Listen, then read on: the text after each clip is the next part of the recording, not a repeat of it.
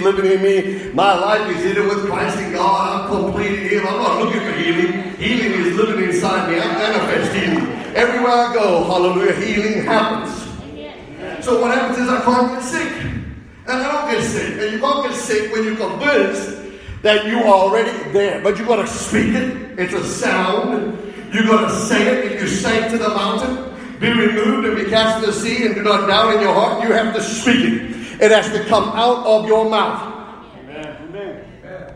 Now think about this. Adam has a sound. He's teaching it to the children's children. They're learning the sound. Go with me now to Genesis chapter 9. Genesis chapter 11. And I want you to see this because they're words when we don't have many other words and we only still have the vocabulary of God, the words we learn from God. Remember, God was the one who brought the animals. Actually, the animals are in singular form. It almost means of the same form. Because we don't hear about rhinos and hippos and giraffes and all that in Genesis. Who's with me? Whatever Adam called every living thing, that's what its name was. And if you go look at that verse, it is so crazy. It tells you the power of his words in such a way that look at this. Genesis chapter 2, 1 second. Go with me in verse 19. And I want you just to notice a certain word because the word Shapora means to change from Abraham to Abraham. It literally means a name change. Literally creating another form or forming into another system or taking substance and moving it into another kind of substance. So the words are very powerful because it says, now the Lord God formed man from the ground with big birds. He brought them to Adam to see what he would name them. And whatever he called everything, that's what gets named. Notice the word call, name. And when he brought them to the man to see what he would name them, and whatever he called each of that was its name. Each one of these is a different Hebrew word. It might say the same name twice, but they're totally two different Hebrew words here. Because he's literally training him in creative power. There's power in words. We don't get a dog. You know, I heard a Baptist theologian say, no, when they brought a dog to Adam, he would bark, and from that day he barked. When they brought a cat and Adam, he would meow, because we know we didn't get their names from them. Because the word your name does not mean name like you say name. Amen? It means to individualize, to separate, to literally organize into a new being or change. One of the words that's connected to Abraham go to Abraham. So it literally means a change, amen? To change from one thing to another thing. How the walk and words do that. Amen. Yes, it can alter your molecules, it can do all those things. And so look what the language here. I want you to see this in Genesis chapter 11. Now the whole earth, Genesis 11 verse 1. Listen very carefully to the story because we know some of this. But I want you to see it in a sense of a prophetic picture. I could not get this out of my system the whole day. Now the whole world had one language and a common speech. Where did they learn the language? Well, they had to get it from so-and-so, from so-and-so, from so-and-so, and from Adam. And who did Adam get the language from? God. At this point, language is not contaminated. It isn't broken down. We're talking about it's connected to the original source of the first person you learned the language from in the first place. So the first one to learn language, amen, and learn how to talk was Adam. And who had it then? When he was kicked out of the garden, how's anybody else going to learn how to talk? Except they learned from the language Adam knew. And this was the original language. Listen, and the original language had a sound. Everyone knew when you took what they were saying. There was no many languages. There was only one language. We knew the sound of that language. Its origin in God.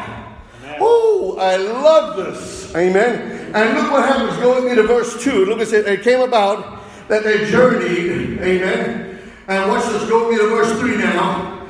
And they said to each other, come, let us make bricks. And so that they're talking, they're communicating. Verse 4, watch this. And they said, come, let us build. And you know, they begin to build. Verse 5. Now, and the Lord came down to see the city and tower which they were building. Go to the next verse, ready? Verse 6. And the Lord said, see, if as one people speaking the same language, they what? They are speaking the same language. Oh, they have begun to do this. That nothing that they plan to do will be impossible. It's the same thing in the church. If we can all speak the same language, if we can all get on the same page and make the same sound, There's nothing that will be impossible. They were speaking the same language. We had no communication problems. We didn't have to figure out how to understand each other. We didn't have to look for a translator. I've traveled over 50 countries in the world. I've preached with multiple translators from Portuguese to French to Dutch to all over African. I don't know how many African dialects they're translating for me. And sometimes they don't translate exactly what you're saying, and you're going to say, I never said that. And then somebody in the audience will get up and say, no, that's not what he said. And he goes, you don't translate around me. And I said, what did I say? And you're going to get up. Sometimes I have 3 or 4 translators to explain what I'm trying to say. So I know what it's like. You've got to have a sound. Now listen very carefully. I'm trying to really get a picture across to you to make you understand what I mean. Now watch what happens. We know the sound. We know the sound because this is very important that we understand this. Now go with me to 2 Chronicles. Let me just run it in biblical order and make it easier for you. But there's nothing impossible because they speak the same language. Amen. They have the same sound. Now go with me to 2 Chronicles chapter 5 and verse 11. 2 Chronicles 5 and verse 11. All I'm trying to track down is the sound. Amen. I'm trying to know what happens when we get the right sound. When we can hear the right sound. Who's with me? This is so important. Go with me to 2 Chronicles chapter 5. The priests withdrew from the holy place. All the priests were there consecrated themselves. They consecrated themselves. Verse 12. Watch what happens. And in verse 12, we begin to see it. All the Levites, look at this. Whoa, they're gathering. And they were accompanied by 120 priests sounding trumpets. 120. Now this sounds like something. Get ready. Amen. Look at the next verse. And the trumpeters and musicians of joy in unison, giving praise and thanks to the Lord, accompanied by the trumpets, cymbals, instruments. He's good. Look at verse 14. Now watch what happens. And the priest could not perform the service to the cloud. For the glory of the Lord, what? Filled the temple. But I want you to see there were 120 trumpeters making one sound. Amen. One sound. Amen. Making what? One sound. Listen very carefully. Because what we're looking for is the sound. We're not looking for something else. We're trying to look for why we get back to that original sound. What we want is the original sound. What we want is the original voice. Amen. What we want is to hear the voice of God like Adam heard the voice of God. Yeah. What we want is to hear God talking in the same tone. We want to connect to that. We want to hear the right sound. Ready? Now I want you to go with me to Acts chapter 2. You know Acts chapter 2. Some of you know this. Look what it says. Acts chapter 2 verse 1. And what does it say? Look at this. And when the day of Pentecost had fully come, they were all together in one place. One place. Look at verse 2. And look what happens. And there's suddenly a sound. A what? A sound like a blowing violent wind came from heaven and filled the whole house. What a sound. I want you to hear this. Look at it. It says a sound came. A sound came. Amen. A sound came. You say, what's God doing? At this moment, He was restoring the original sound. You see, when God, after they said nothing was impossible, what did God do after that? He confused their languages. He confused their languages. Who remembers that? That's where we get the word Babel. They all had different languages because if they all spoke the same language and had the same sound, there'll be nothing impossible for them to do. Come on. But here God is restoring the sound. Listen to this. Verse 3, we know this. And they saw them, they seemed to be tongues of fire, came to rest on them. Oh, I love this stuff. Verse 4, I like to just quote this, but I want you to see it. Amen. Verse 4, look at this. And all of them were full of the Holy Spirit and began to, all of them,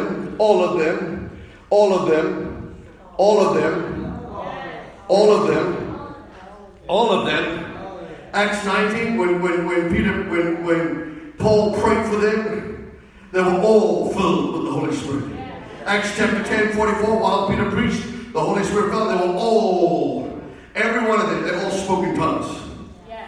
Acts 10, 44, 45. Acts chapter 19, verse 6 and 7, they all spoke in tongues. Yeah. I want you to see this. They what? They all. Go back to that verse, all. They all, because God wants the original language restored to what? All. He wants all. He wants all of us to learn the language of the Spirit. Now listen very carefully. It's going to come out different ways, but listen to this. Listen to the verse where it says, and they will full of the Holy Spirit began to speak in tongues as the Spirit enabled them. As the Spirit enabled them. Listen now. Listen very carefully what I'm about to say. Look at verse 5. Now watch this. Now they were staying in Jerusalem, fearing Jews. Look at verse 6. Keep going with me. Verse 6. What does it say? When they heard the sound. When they heard the what? Sound. They heard the sound. Now listen to this. I want you to paint you a picture here. They heard a what? Sound. A sound. They heard a sound. You can have everyone in the place praying in tongues, and you can actually get a sound. Sometimes my wife will be praying in tongues. We pray together every day now for like a month. We've been praying in tongues for like an hour almost every day. Sometimes even more than that. When we traveled recently, beginning of December, the Lost Revival, 2 of them, we were actually praying one time almost 2 hours. When we went to Washington, D.C., we would literally set the clock. And sometimes she'd be praying in tongues, and I'd hear it, and I'd stop, but I can actually interpret her tongues, because I'll be hearing God talking the whole time she's praying, and I won't even know, I'll be like, yes, Lord, hallelujah. I hear the sound. I can hear God talking. Who's looking? I might not know what kind of tongue she's talking, but I heard God talking. It didn't matter if it was Chinese, Portuguese, didn't matter what it was like, but I heard God talking. Who's looking? Hallelujah. Now listen very carefully. And they heard and they bewildered, because each one of them, when the sound came together, and bewildered, because each one of them heard their own language. Each one of them, now some people don't break this down. Listen to me.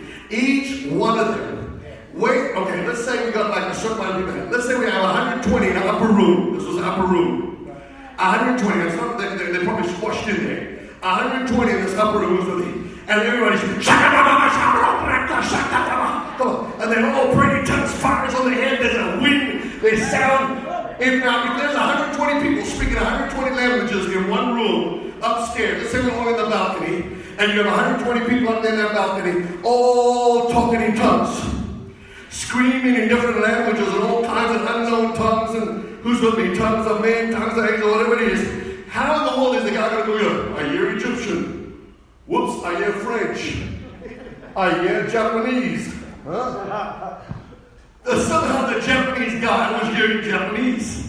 Somehow the French guy was hearing French. Somehow, it doesn't matter where they came from, who's with me, they were hearing, listen to what they said. And they heard their own language. How in the world you can hear your own language? You got 120 people screaming many languages, and there's many languages gathered down on the street. Look what it says in verse 7. Listen very carefully. We're listening for a sound. Verse 7. Utterly amazed they asked, are not all these people speaking Galileans? Verse 8. How is this possible? How is it each one hears them? How is it that each one hears them in their own language? How in the world, if I had 120 people on that balcony speaking hundreds of languages, do I down here, a visitor, hear them, not just one, hear them in our own native language? Because God's going to talk to them in their language. That's the language they know. That's just like Eli. That's the language they know. If you're French on the street, you'll hear it in French. If you're German on the street, you'll hear Jerusalem. The sound of God. It doesn't matter if there's 100 languages screaming in a room up there. It would sound like a tornado. How in the world would you know it's your language? How in the world would you hear it's your language? You see, this is supernatural. This is what happens with the Holy Ghost. He sends out a sound. Listen very carefully. For they each hear them in their own language. Verse 9. Oh, Parthians, Medes, whoa, verse 10. And Egypt, parts of Libya, Syria, visitors from Rome. That means everyone coming from all over the world can hear them speaking in their own language. Huh? How is that possible? Try put 120 in the room and all speak a different tongue. And see if we'll be able to figure it out when we're down on the street, but we're hearing you in my language, and you're hearing in that language. No, they're not hearing the strange tongue. They're hearing the sound of God. And God is talking directly to them where they are. In their own world, in their own language. But the voice of God is penetrating. The sound of God is penetrating. Look what happens in verse 10. Verse 11, watch this. And both Jews, converts, Christians, we hear them declaring. What are they hearing? We hear them declaring the wondrous works of God in our own tongues. We hear them declaring the wondrous works of God.